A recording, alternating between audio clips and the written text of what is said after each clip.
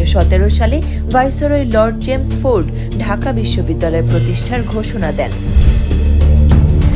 1920 সালে governor general Dhaka বিশ্ববিদ্যালয় আইন অনুমোদন দেন। 1933 সালে অ্যাডলফ হিটলার জার্মানির এক নায়ক হন।